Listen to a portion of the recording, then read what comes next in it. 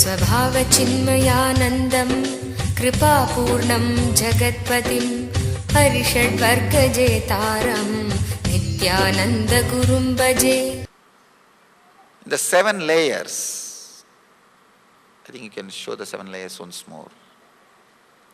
Maybe for the people who have come inside newly, for them. The TV, how they say that, headlines once more. Once more the headlines. The physical layer, the body out, which the physical body is the first layer. The prana movements is second layer. The inner chattering is third layer. Emotions are fourth layer. The deep sleep, what you experience during deep sleep, that silence is fifth layer. In the deep meditation, what you experience, that joy, that intense, vibrant silence is sixth layer. Enlightenment is seventh layer. In the deep sleep, it will be graveyard silence, negative silence. In meditation, it will be intense silence. There is a big difference. When you fall asleep and come back, you will not become more intelligent. But when you fall into meditation and come back, you will be more intelligent. And you will be more blissful. When you fall asleep and come back, you may be fresh, a little relaxed, but you will not be more blissful. But when you fall into meditation and come back, that silence is called intense silence, live, vibrant silence. So,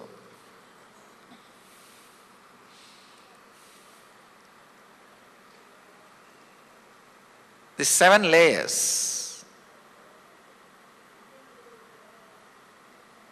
we store different samskaras in different layers. Usually the samskaras related to desire are stored in the prana, the breathing. And the samskaras related to chronic fatigue or tiredness is stored in the body, in the physical body. That is why 2-3 times you try to do some exercise, workout or even walking. First thing body will bring out is tiredness. But without bothering about that first level samskaras which are raising, if you enter into it, suddenly you will see that same action brings energy out of you. If you start walking, in 2 minutes your mind will suggest 10 times, I am tired. No, it is too much, enough. We did, today it is okay, tomorrow we can do. It will try its best. But if you don't bother about that samskaras and just go ahead, in few minutes the same action will bring energy. Chronic fatigue means a deep feeling to be in an action, to be in rest, or non-moving or not moving is stored in the physical body. I always tell people, karma palatyaga, not karma tyaga. The results of the action should be surrendered, not the action itself. Karma tyaga is very easy. That is where the whole spirituality has ended.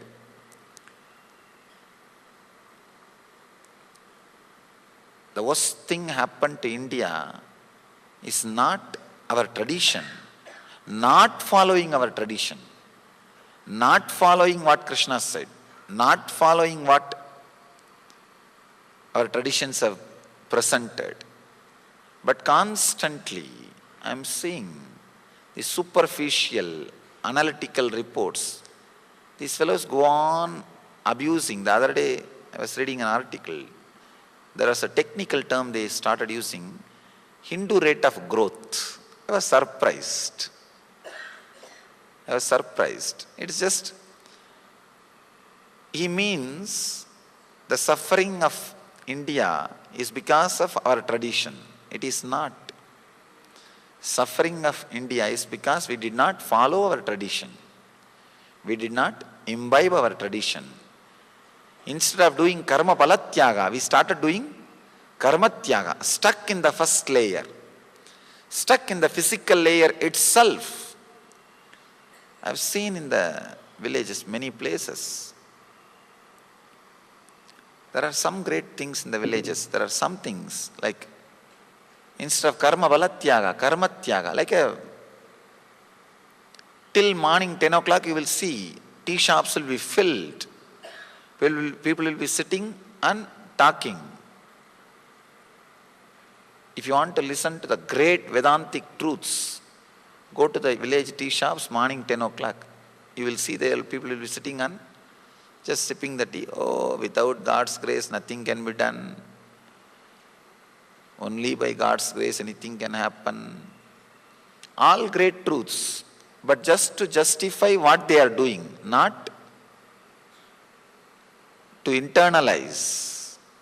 Karma palatyaga is supposed to be the truth. But the karma tyaga starts happening if you are stuck in the physical layer. The chronic fatigue or intense craving for the rest. I have seen people understand this intense craving for the rest brings diseases which will put you in the bed. Intense craving for disease, craving for the rest. Actually, if you see any advertisement for resorts, beach resorts especially, if you see a photograph, beautiful beach, a easy resting chair, and somebody resting, the moment you see that, immediately something starts happening in you. You feel you should also be lying like that, completely resting, totally in peacefulness, in the deep peace. The moment you see that, something in you is awakened. That's what I call intense craving for tamas. Understand? If you really find out the same beach, same chair and lie down, you will not have that same peace which you visualized. Till you exhaust the tamas engrams, lethargic engrams you carry in the physical layer, you cannot rest. Your desire for rest will not let you rest. Please understand. How can you say, Swamiji, my desire for rest will as naturally as to let me rest? No, it won't. Because it is from engrams. It is from samskara. Even if you find out the same beach, same chair, same bench, same place, try to lie down. The moment you rest, the moment you started resting, in few minutes this samskara will settle down, the next layer samskara will start. Even the decision to rest, if it is based on samskara, you cannot rest. First layer samskara is intense desire for rest. Continuously you will see your mind is pulled back. There is a very beautiful story in Upanishad. Disciple goes to the master and asks, Master, give me the method for enlightenment. Master says, very wonderful story. He says, just take these 400 cows, and when they become 1,000 cows, come back. The modern day disciple would have said, what, you are making 600 cows out of my enlightenment. You are trying to make more cows out of my seeking. But he is really sincere disciple. He did not bother about it. He just took the cows, and the story says, when the cows have become 1,000, when he came back, Master says, not only he became enlightened, he says, now we have 1,001 cows. In Vedic tradition, cows are highly respected as a sacred thing. He says, this guy is also now raised to that level, sacred, the level of sanctity. Actual thing, what happened is, continuously when you work with cows, they cannot let you rest, and they don't know you are working 24 hours. They don't know there is nobody else to replace you. They don't know that today is holiday. They don't know But one person can work only 8-hour shift.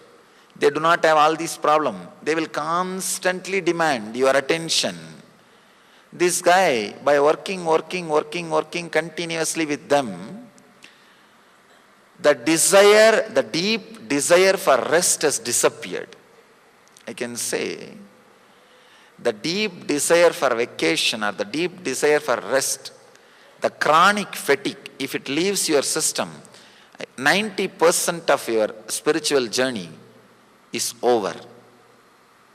That is the first worst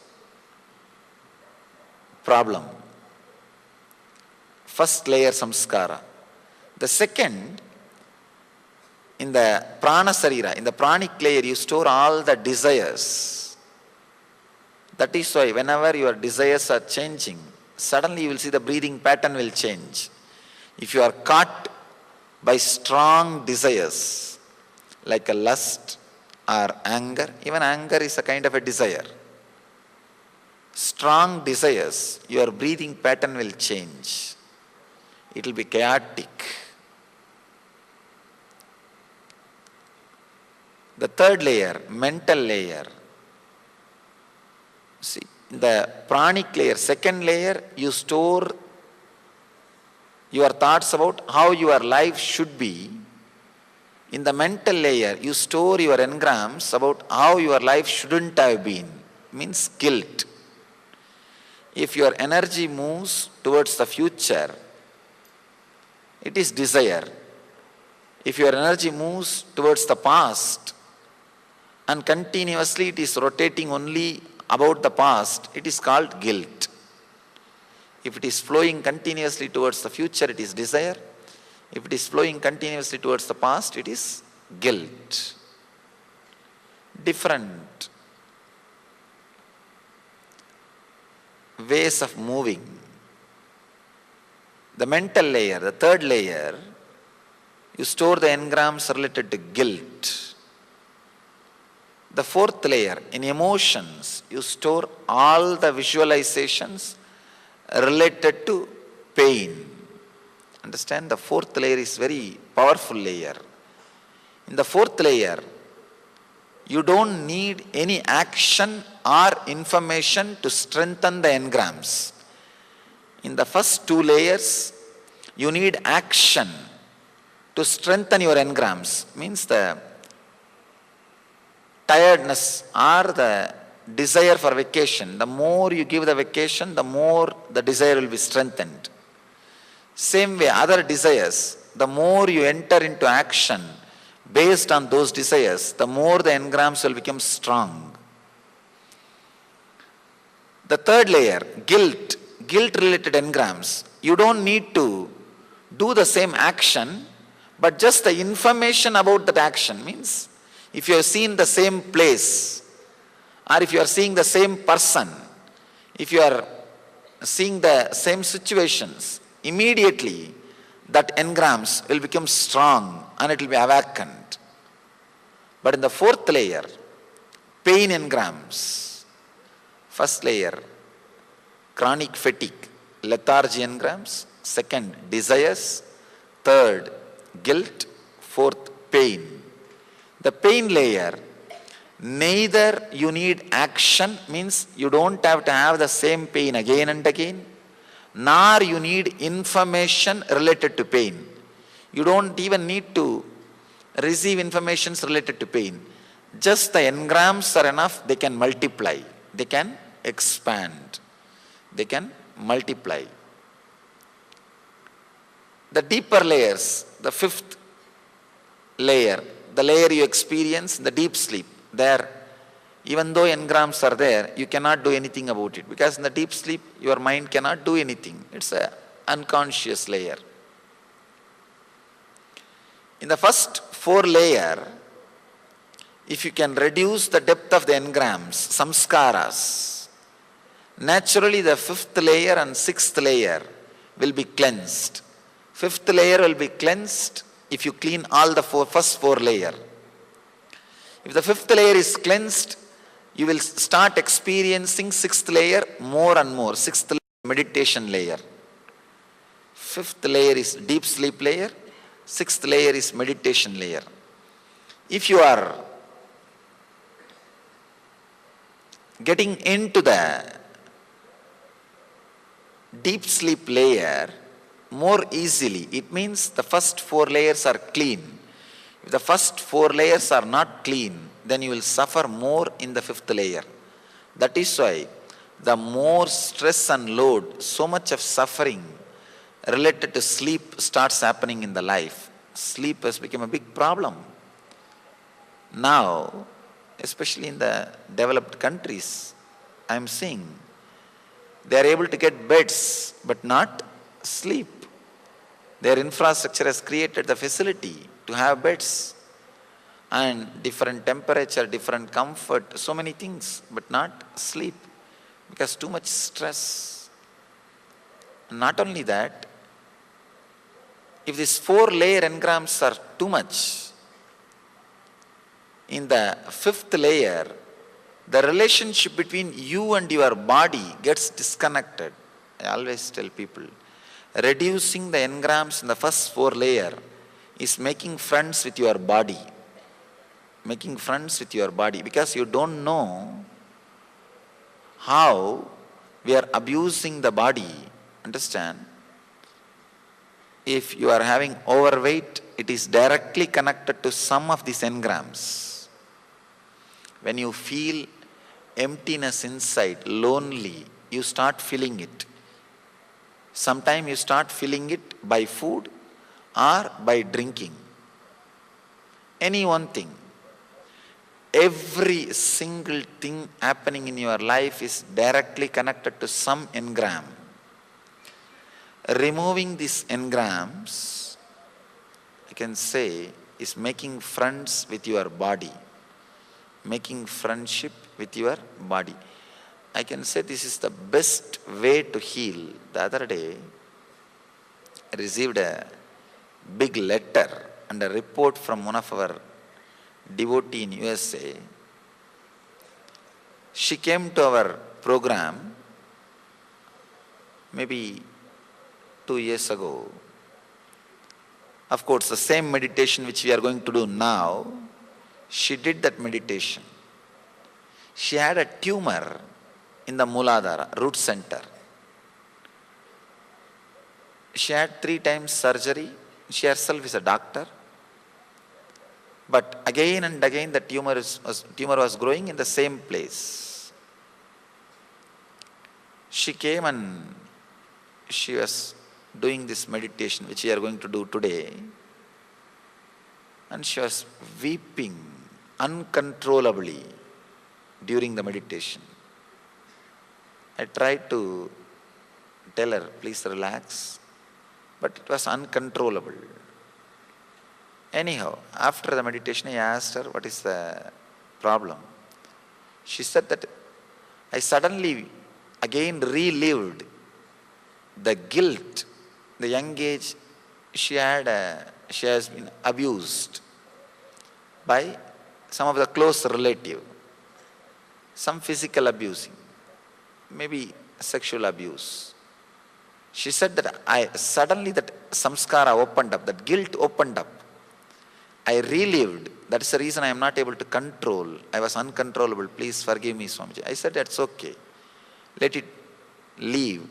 Reliving is relieving. Understand? Consciously, reliving is relieving.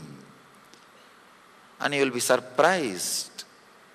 Even of course, I am surprised. It was, of course, I know that relieving heals, but this is very miraculous. It really happened.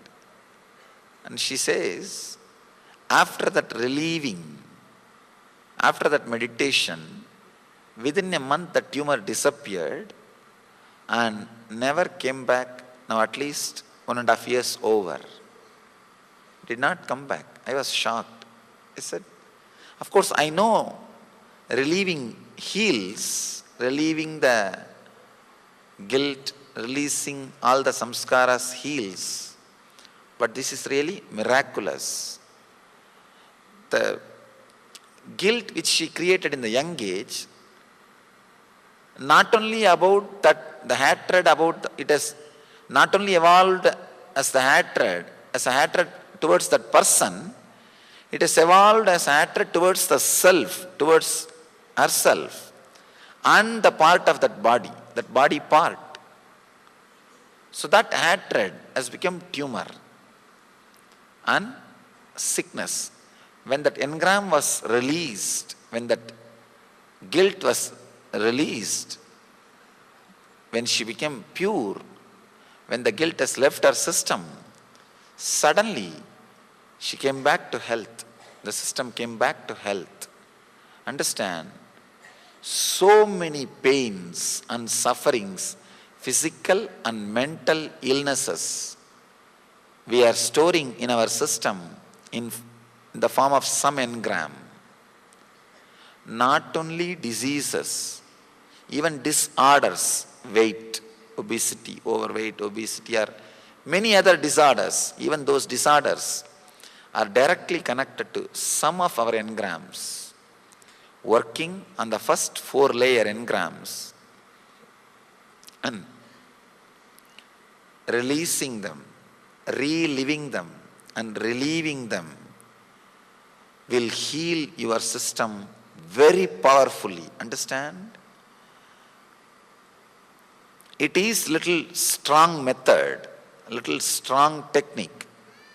But I tell you, it's at least 100 times powerful than any yoga, any kriya you can do. Because yoga or kriya heals, no doubt.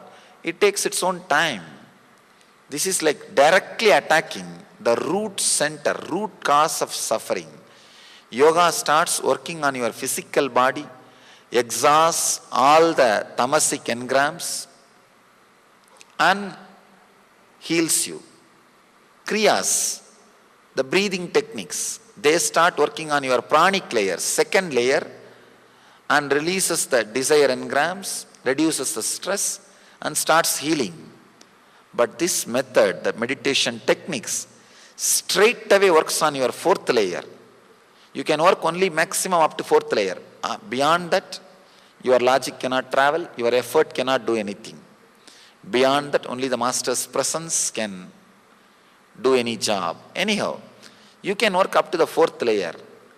The meditation technique straight away works up to the 4th layer and heals you. That is why it will be so powerful. You need complete involvement, interest. You need to put your whole attention and awareness into the technique. If you can go into it and come out, you will see miracles happening inside you. Understand? If you don't know the science of miracle, you will be making accidents. If you know how to use your inner space, you will be making miracles. If you don't know how to use your inner space, you will be making accidents. Both are beyond your logic. Miracle and accident, both are beyond your logic.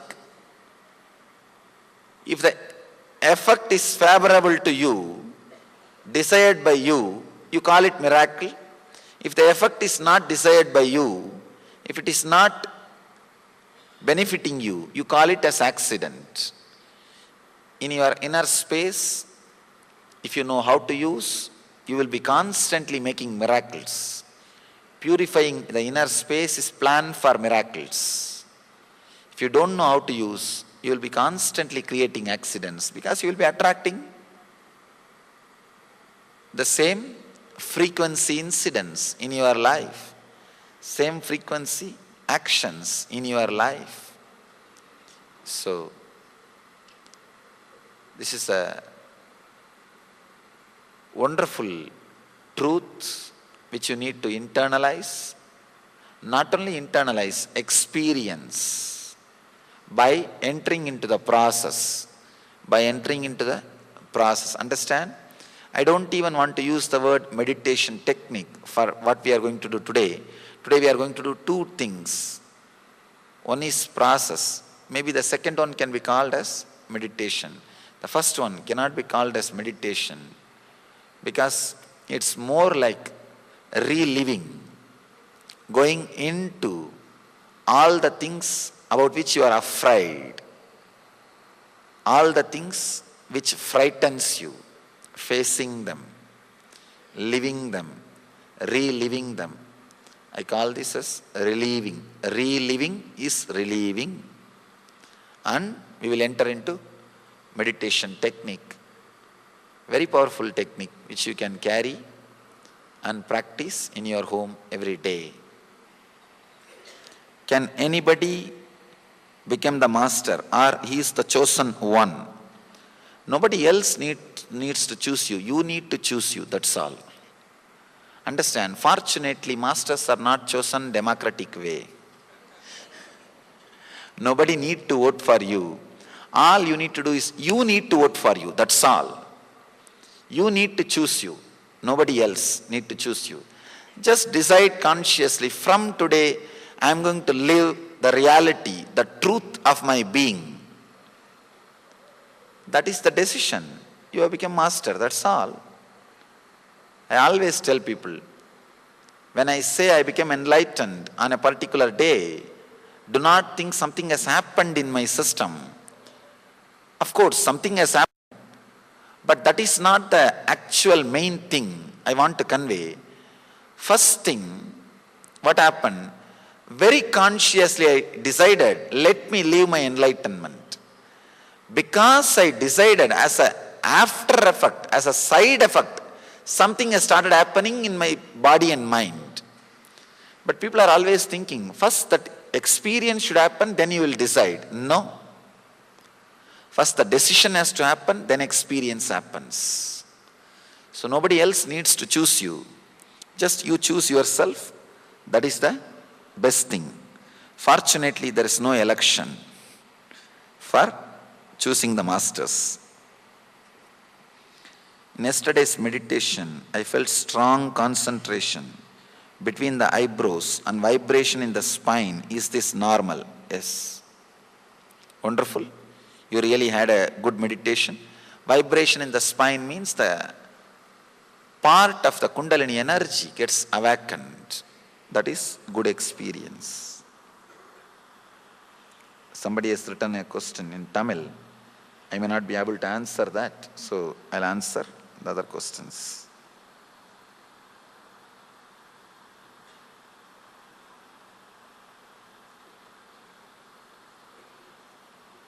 Here, some of the questions, more like a personal healings, you can come and ask me, the energy session. I am answering the questions which are directly related to the subject I have spoken.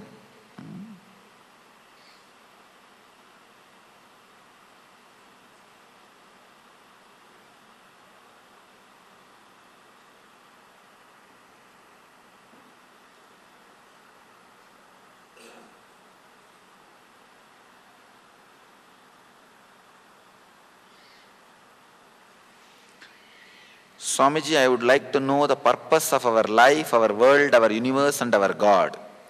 If you know the purpose of your life, all the other three will automatically you will be able to understand.